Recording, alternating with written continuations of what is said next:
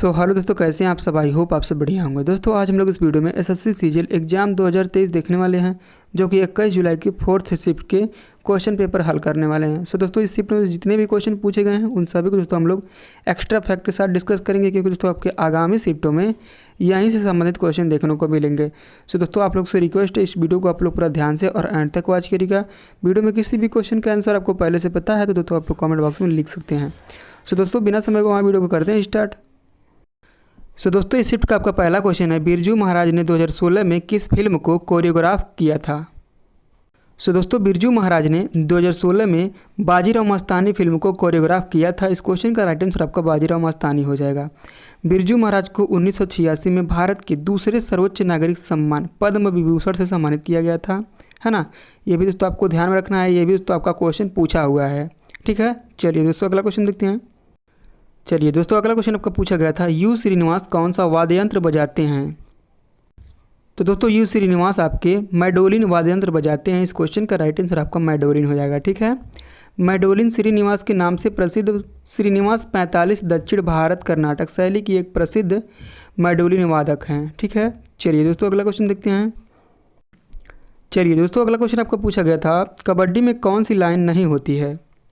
तो दोस्तों कबड्डी में आपकी अटैक लाइन नहीं होती। इस क्वेश्चन का राइट आंसर आपका अटैक लाइन हो जाएगा, ठीक है। कबड्डी किट कोड पर 2 लाइन होती है। पहली क्रॉस लाइन, जिसे पार किए बिना रेडर वापस नहीं लौट सकता, है ना। दूसरा पॉइंट आपका है, क्रॉस लाइन के पीछे बोनस लाइन भी होती है, जिसे पार करने पर बोनस मिलता है, लेकिन बोनस पॉइंट तभी मिलता है जब कोर्ट पर डिफेंडिंग टीम के 6 या 7 खिलाड़ी मौजूद हों, ठीक है। चलिए दोस्तों इस क्वेश्चन का राइट आंसर आपका अटैक लाइन हो जाएगा। अगला क्वेश्चन देखते हैं। चलिए दोस्तों अगला क्वेश्चन आपका पूछा गया है, क्रिकेट पिच की लंबाई कितनी होती है। दोस्तों क्रिकेट पिच की लंबाई आपकी 20 यार्ड होती है, यानी कि दोस्तों 20 यार्ड का कहने का मतलब यही है कि 20.12 मीटर लंबी और 10 फीट यानी कि 3.04 मीटर चौड़ी होती है, ठीक है। 2 विकेट के बीच की दूरी आमतौर पर 20.12 मीटर है ना। विकेटों की ऊंचाई आमतौर पर ज़मीन से 71.1 सेंटीमीटर ऊपर होती है। गेंदबाजी क्रीज की लंबाई आपका 2.64 मीटर होनी चाहिए और विकेट के अनुरूप पिच के प्रत्येक छोर पर अंकित होनी चाहिए। यहीं दोस्तों बास्केटबॉल की बात करें दोस्तों, क्योंकि आपके अगले शिफ्टों में हो सकता है दोस्तों यहाँ से क्वेश्चन देखने को मिल जाए। दोस्तों मेरा इतना डिटेल्स में बताने का तात्पर्य यही रहता है कि अगर जो आपका एग्जाम नहीं हुआ दोस्तों तो अगले शिफ्टों में होने वाला है, तो दोस्तों यहाँ से आपको काफ़ी ज़्यादा हेल्पफुल मिलेगा।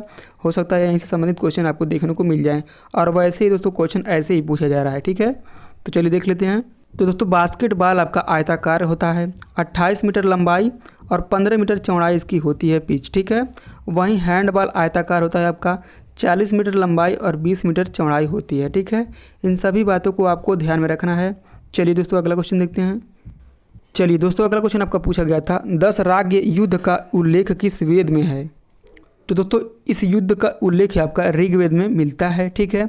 10 राग युद्ध या 10 राजाओं का युद्ध या 10 राजन युद्ध एक युद्ध था जिसका उल्लेख है ऋग्वेद के 7वें मंडल में मिलता है। इसका उल्लेख दोस्तों ऋग्वेद के 7वें मंडल में मिलता है, ठीक है।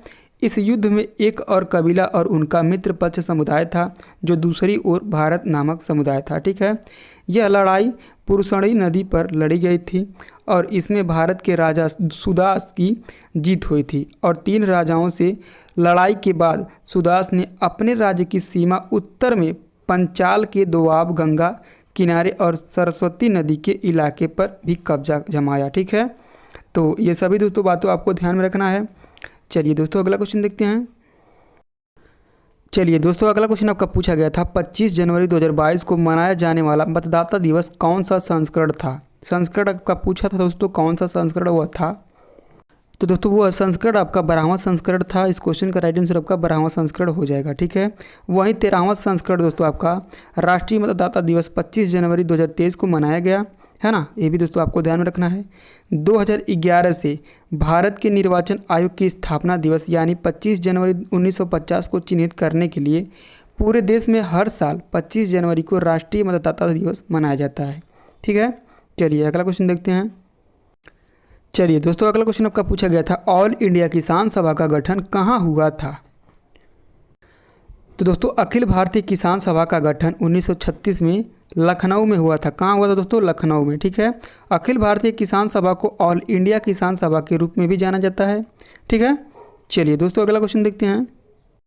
चलिए दोस्तों अगला क्वेश्चन आपका पूछा गया था, घोड़ों को दागने की प्रथा निम्नलिखित में से किसके द्वारा शुरू की गई थी? तो दोस्तों ऑप्शंस में आपके अलाउद्दीन खिलजी दिया गया था। इस क्वेश्चन का राइट आंसर आपका अलाउद्दीन खिलजी हो जाएगा। तुर्की सुल्तानों में अलाउद्दीन खिलजी प्रथम शासक था जिसने घोड़ों को दागने की प्रथा प्रारंभ की। उन्होंने घोड़ों को दागने की प्रथा शुरू की और सैनिकों की एक सूची भी बनाए रखी। ठीक है। उन्होंने सीरी गांव के पास प्रसिद्ध हौज खास का निर्माण भी किया। सैनिकों की हुलिया बनाए रखने की प्रक्रिया भी अलाउद्दीन खिलजी ने ही की थी। ठीक है। चलिए दोस्तों अगला क्वेश्चन देखते हैं। चलिए दोस्तों अगला क्वेश्चन आपका पूछा गया था, 15वें वित्त आयोग के अध्यक्ष कौन हैं? तो दोस्तों 15वें वित्त आयोग के अध्यक्ष आपके नंद किशोर सिंह हैं। इस क्वेश्चन का राइट आंसर आपका नंद किशोर सिंह हो जाएगा। वित्त आयोग एक संवैधानिक निकाय है जो राजकोषीय संघवाद के केंद्र में है। संविधान के अनुच्छेद 280 के तहत स्थापित इसकी मुख्य सुविधा केंद्र और राज्य सरकारों के बीच की स्थिति का आकलन करना है, उनके बीच करों के बंटवारे की सिफारिश करना है और राज्यों के बीच इन करों की वितरण को विनियमित करने वाले सिद्धांतों को रखना है। केंद्रीय मंत्रिमंडल में 22 नवंबर 2017 को 15वें वित्त आयोग के गठन को मंजूरी प्रदान की। ठीक है। तो चलिए दोस्तों इस क्वेश्चन का राइट आंसर दोस्तों आप लोगों ने देख लिया है, नंद किशोर सिंह है। अगला क्वेश्चन देखते हैं। चलिए दोस्तों अगला क्वेश्चन आपका पूछा गया था, श्रीपुर डांस किस नृत्य से संबंधित है? तो दोस्तों इस क्वेश्चन का राइट आंसर आपका छत्तीसगढ़ हो जाएगा।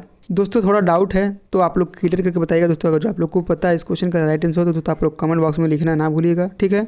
चलिए दोस्तों अगला क्वेश्चन देखते हैं। चलिए दोस्तों अगला क्वेश्चन आपसे पूछा गया था, नाटी लोक नृत्य किस राज्य का है?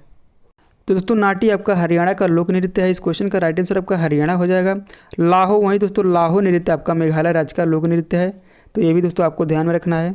थोड़ा हिमाचल प्रदेश के सिरमौर, शिमला और सोलन जिलों में राजपूतों द्वारा किए जाने वाला एक युद्ध नृत्य है। ये भी दोस्तों आपको ध्यान में रखना है। कौन सा दोस्तों युद्ध नृत्य? थोड़ा, है ना। चलिए दोस्तों अगला क्वेश्चन आपका है, 5वीं पंचवर्षीय योजना किस मॉडल पर आधारित था? तो दोस्तों 5वीं पंचवर्षीय योजना आपका डीपी धर मॉडल पर आधारित थी। इस क्वेश्चन का राइट आंसर आपका डीपी धर मॉडल हो जाएगा।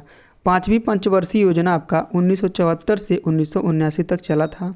इस योजना के अंतर्गत कृषि क्षेत्र में उत्पादकता को बढ़ावा देना था, उद्योगों को बढ़ावा देना और गरीबी उन्मूलन जैसे तत्वों पर ध्यान केंद्रित किया गया था। ठीक है। तो दोस्तों इतने सारे फैक्ट आपको ध्यान रखना है।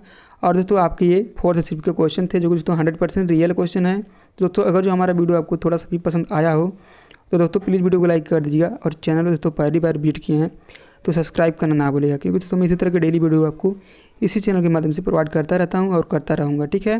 तो दोस्तों मिलते हैं नेक्स्ट वीडियो में, तब तक के लिए जय हिंद जय भारत।